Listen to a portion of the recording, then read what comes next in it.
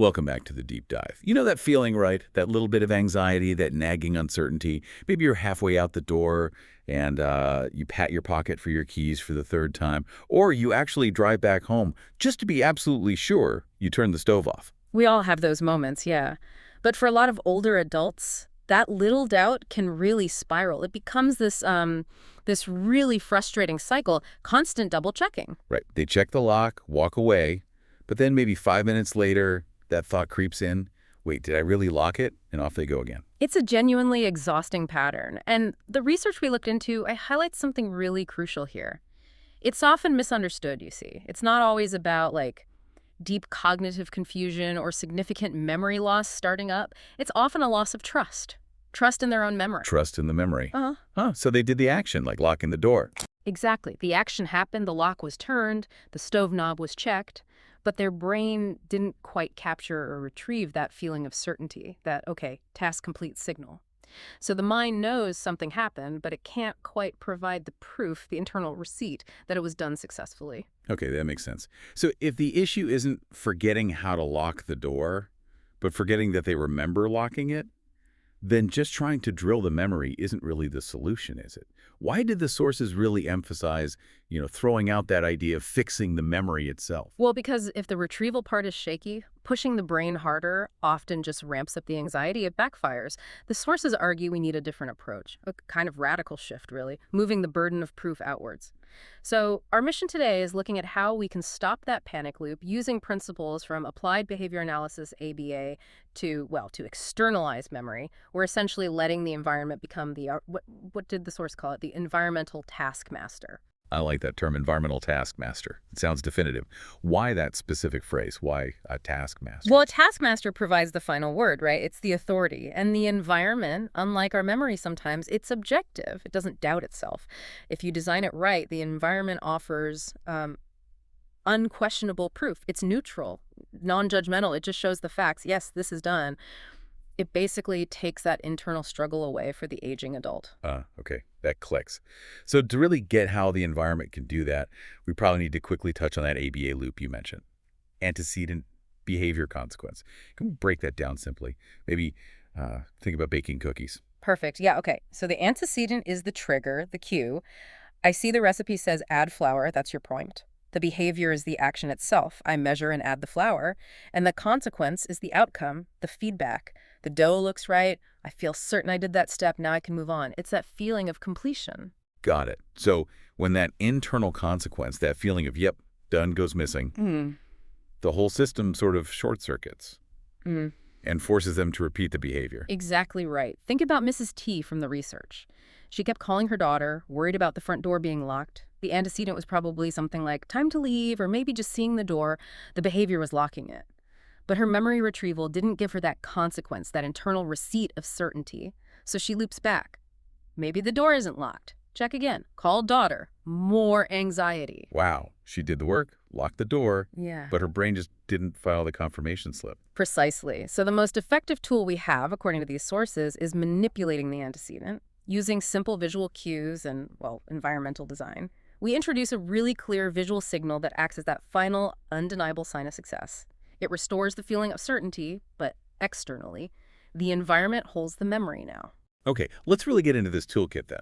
This feels like where the practical help really lies. But before we dive into the types of cues, I have to ask, for families trying this, how do you avoid making the person feel, patronized?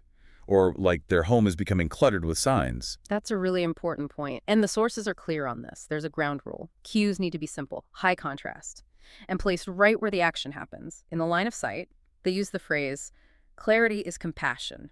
A simple, clear sign right by the lock isn't judgmental, it just is.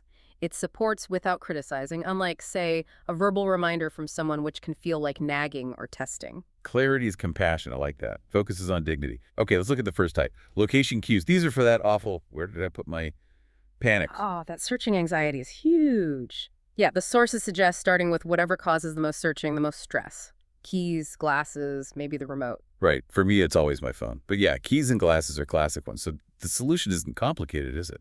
Not at all. You just create one single obvious home base. So instead of keys ending up somewhere, you put up one brightly colored hook right by the door just for keys. And when the keys are on that hook, it's simple visual proof. You can't really wonder where they are if you can see them right there in their spot. Exactly. And that naturally leads us to type 2, which are completion cues. These are maybe the most powerful for stopping that checking anxiety. These cues become the external consequence, the final green light that says definitively, task complete. Okay, the examples here are really helpful. Let's take the front door lock again. Right. So if you have a smart lock, ideally it has a really clear green light for locked, high contrast, easy to see. But what if it's just a regular deadbolt? Even simpler, potentially. The recommendation is just a small, maybe laminated sign. Could be red on one side, green on the other. Or just text. You place it right next to the bolt. And when it's locked, maybe you flip it to green, or it just clearly reads, "Locked, you safe." So the person turns the lock, they physically interact with or see the sign change, and boom! Instant proof. The environment confirms it. Yes. The environment says, yep, you did it. And that checking loop gets broken right there because the reassurance is immediate and objective. No need to rely on that fuzzy internal feeling. The same idea works for things like the stove, too, right? Absolutely. Instead of trying to remember, did I turn it off? You use, say, a high contrast magnet or a little laminated card. Yeah. After you turn off the stove, that's the behavior. You place the magnet right over the controls. The magnet saying stove off is the consequence. If the magnet's there, it's off. Undeniable. It's like creating a little physical ritual. Yeah. Simple, concrete. Replaces that complex internal memory check. Exactly. And another big one is the garage door. If constantly worrying is it open or closed causes panic, you can get those small connected displays. They just show open or closed in big, clear letters inside the house. No need to go outside. No need to guess based on sound. The proof is right there. Makes sense. And the last type, type 3, sequential cues. For routines with multiple steps, like getting ready for bed. Yeah, these are great for multi-step safety checks. They basically act as a guiding antecedent for the whole sequence. Think of a simple visual checklist placed right by the door you exit or maybe by the bedside table. It might just list 1, lock front door, check. 2, stove off, check. 3, lights out, check. Completing that list is the final behavior. Seeing all the checks done becomes the ultimate consequence. Certainty achieved for the whole routine. This really flows into the next big idea then, doesn't it? That critical shift in mindset. We're not testing memory anymore. We're designing the environment. That shift is everything. It's fundamental for this to work. We're moving the responsibility, the whole burden of providing that certainty, from the person's internal memory to the external environment itself. We stop asking them to trust their memory, which might be feeling unreliable, and instead we ask them to just trust their eyes. Trust the clear physical cue. So what's actually happening in the brain when this works? What's the mechanism? If they see the cue, what's the reward? Well, introducing the cue does a few key things. First, like we said, it clarifies the antecedent, it guides the action. Second, it provides support without judgment, which helps rebuild that sense of dignity. But crucially, it provides immediate reinforcement. They see the locked you safe sign or the stove off magnet, and the feeling is relief. That relief is the positive reinforcement.